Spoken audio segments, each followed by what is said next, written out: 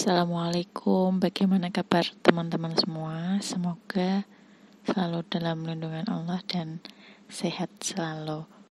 Oke, kali ini kita akan belajar tentang statistik parametrik dan statistik non-parametrik. Di video sebelumnya sudah dijelaskan bahwa statistika inferensia itu bagian dari statistika yang mempelajari mengenai penafsiran dan penarikan kesimpulan yang berlaku secara umum dari data yang telah tersedia atau yang telah kita cari. Nah, penarikan simpulan pada statistik inferensial itu merupakan generalisasi dari suatu populasi berdasarkan data atau sampel yang kita punya. Sekali lagi saya tekankan bahwa statistik inferensial itu digunakan untuk menganalisis data sampel dan hasilnya diberlakukan untuk populasi. Sehingga statistik inferensial berhubungan dengan pendugaan populasi dan pengujian hipotesis dari suatu data atau keadaan atau bisa disebut dengan fenomena. Oleh karena itu, statistika inferensial bertujuan untuk melakukan perkiraan atau estimasi terhadap populasi berdasarkan informasi yang diperoleh atau sampel yang kita peroleh datanya. Dan setelah kita mendapatkan data, kita melakukan uji hipotesis atau klaim terhadap parameter populasi. Kenapa bisa begitu? Karena nantinya hasil teknik dan analisis yang dilakukan melalui statistika inferensial ini sangat berguna dalam melakukan pengambilan keputusan dalam penelitian itu. Nah, kemarin sudah disinggung bahwa statistika inferensial itu dibagi dua, ada statistika parametrik dan statistika non-parametrik. Kali ini kita akan belajar secara lebih rinci lagi. Statistika parametrik itu bagian dari statistik inferensial yang parameternya itu dari populasi mengikuti suatu distribusi tertentu. Makanya kemarin itu saya sebutkan bahwa syarat untuk menggunakan statistik parametrik itu yaitu distribusi normal. Salah satunya, ada juga memiliki varian yang homogen. Sedangkan yang statistik non-parametrik itu tidak mengikuti suatu distribusi tertentu atau memiliki distribusi yang bebas dari persyaratan dan variannya tidak memerlukan homogen. Nah, untuk lebih jelasnya kita lihat tabel perbedaan statistika parametrik dan statistika non-parametrik. Di sini ada faktor perbedaannya, itu ada cara observasi, distribusi, tipe data, skala pengukuran, ukuran kemencengan, landasan pengukuran data, populasi, dan jumlah sampel. Pada faktor perbedaan cara observasi, statistika parametrik itu independen, artinya tidak tergantung. Sedangkan statistika non-parametrik dia tidak independen atau tergantung. Maksud dari cara observasi independen pada statistika parametrik ini yaitu jika nilai dalam satu sampel itu tidak menunjukkan informasi tentang sampel lain. Nah, ini namanya independen, cara observasi independen. Contohnya begini, seorang guru ingin meneliti apakah terdapat perbedaan yang signifikan terhadap nilai ujian mata kuliah statistika antara laki-laki dan perempuan. Nah, ketika itu, untuk keperluan penelitiannya, guru itu mengambil sampel sebanyak 20 nilai ujian yang terdiri atas 10 nilai ujian laki-laki dan 10 ujian perempuan. Nah, antara 10 ujian laki-laki dan 10 ujian nilai perempuan ini kan dari kelompok yang beda, tidak sama, maka tidak saling menunjukkan informasi tentang sampel lain. Sedangkan yang observasi yang dependen atau tidak menunjukkan independen yang non-parametris ini jika nilai dalam satu sampel mempengaruhi nilai dalam sampel lain. Nah, ini maksudnya contohnya gini. Seorang peneliti ingin meneliti efek penggunaan suatu obat A terhadap denyut jantung manusia per menitnya. Otomatis peneliti itu yang dilakukan adalah mengambil sampel dulu, misal sebanyak 15 orang, lalu dites dulu sebelum pemberian obat A tadi, dites denyutnya selama 1 menit dan dicatat dari denyut nadinya tadi 15 orang atau sampel. Lalu setelah itu diberi obat A untuk 15 sampel orang tadi. Setelah dikasih obat itu dicatat lagi berapa denyutnya. Antara sesudah dan sebelum sampel itu kan saling memengaruhi otomatis. Nah, itu disebut cara observasi dependen atau tidak memiliki independen, tergantung begitu. Faktor perbedaan yang kedua yaitu distribusi. Untuk statistik parametrics itu harus normal, sedangkan non-parametrics tidak normal. Tipe data, faktor perbedaan yang ketiga, statistik parametris itu biasanya datanya kuantitatif, sedangkan yang non-parametrics itu kualitatif. Selanjutnya ada skala pengukuran. Statistik parametrics menggunakan interval dan rasio, sedangkan yang non-parametrics nominal dan ordinal. Untuk ukuran kemencengannya, pada statistik parametris itu tidak menceng atau mencengnya sedikit, sedangkan yang non-parametris itu sangat menceng. Landasan pengukuran datanya, parametris menggunakan nilai, sedangkan yang non-parametris menggunakan jarak atau tanda atau urutan. Untuk populasinya, statistik parametris itu mempunyai variansi yang sama, sedangkan yang non-parametris tidak mempunyai variansi yang sama. Jumlah sampelnya biasanya yang parametris itu berukuran besar, bisa lebih dari sama dengan 30 atau lebih dari sama dengan 80.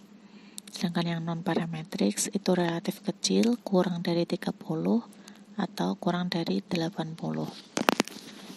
Dari beberapa faktor perbedaan statistik parametrics dan non-parametrics ini, terdapat 2 ciri utama yang dapat dijadikan kriteria atau landasan pertimbangan bagi kita dalam proses pemilihan mana yang akan kita pakai, pengujian parametrics atau yang non-parametrics, yaitu kita bisa lihat dari tipe data dan normalitas distribusi datanya. Kita lihat gambar berikut. Sebenarnya ini sama dengan yang ada di video yang lalu, tapi akan diperjelas lagi. Pertama, setelah kita mendapatkan data, kita lihat dulu tipe datanya itu berupa nominal ordinal atau interval rasio. Kalau bentuknya nominal ordinal, maka kita menggunakan non-parametrics pengujiannya. Sedangkan kalau interval rasio, kita biasanya menggunakan pengujian parametrics. Tapi sebelumnya harus kita cari dulu normalitasnya dengan cara uji normalitas. Dia normal atau tidak. Kalau normal, maka menggunakan pengujian parametrics. Sedangkan kalau tidak normal, kita coba dulu bisa tidak dia dinormalkan. Nah, kalau bisa, kita gunakan pengujian parametrics. Kalau ternyata tetap tidak bisa dinormalkan, kita menggunakan pengujian non-parametrics.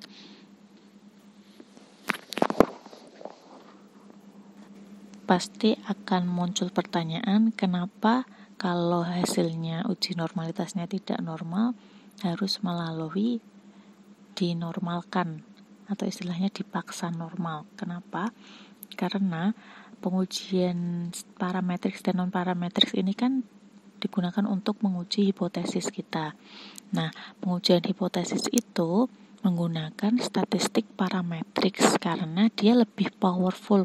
Maksudnya itu kekuatan pengujiannya itu lebih kuat daripada yang non-parametrics. Sehingga sedapat mungkin gimana caranya kita tetap menggunakan pengujian parametrics gitu. Makanya ada istilahnya istilah dinormalkan.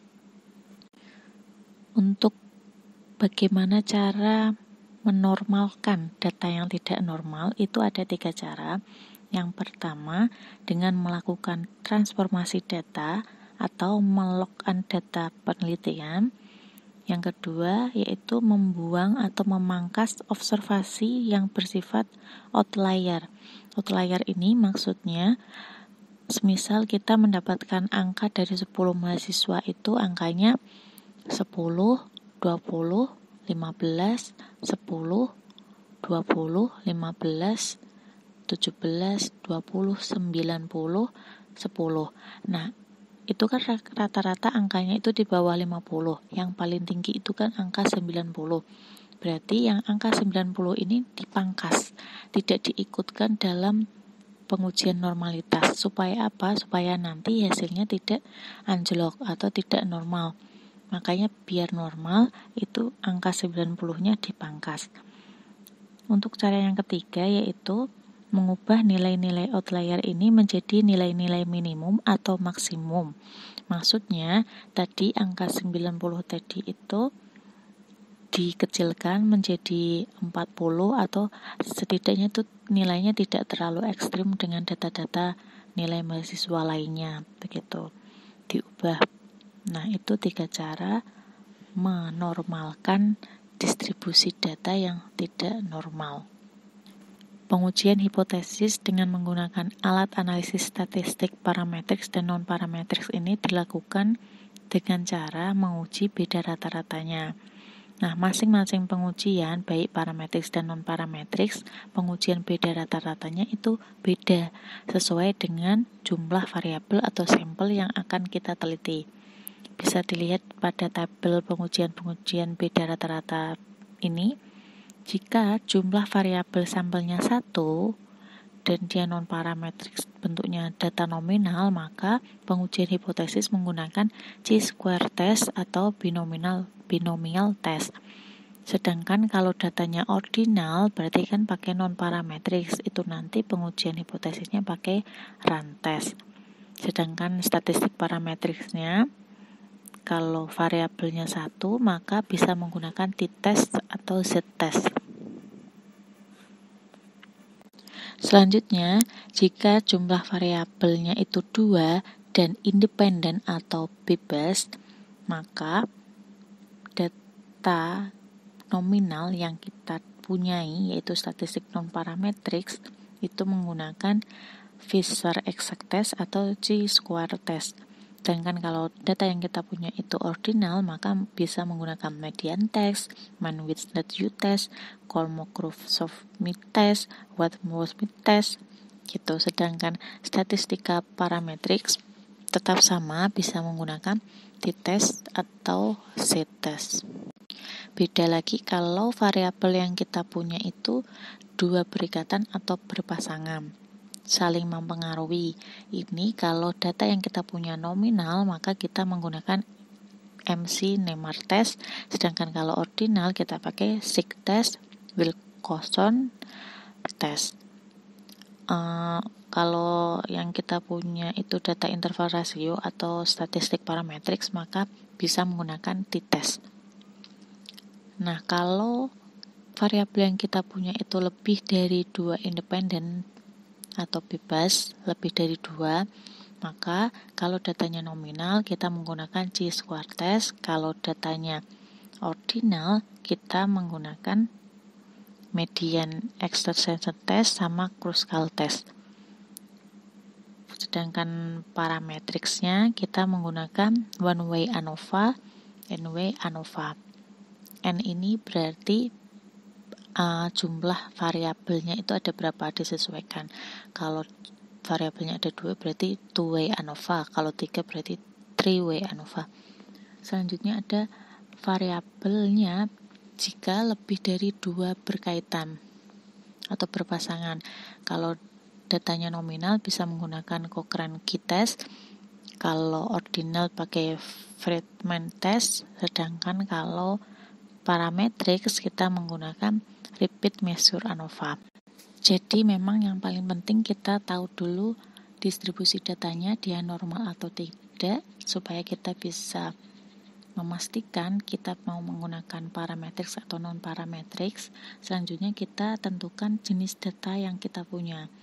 Kalau bentuknya nominal dan ordinal, maka pakai non-parametrics. Sedangkan kalau interval atau rasio, kita pakai parametrics. Sekian pembahasan dari statistik parametrics dan non-parametrics dan beberapa pengujiannya.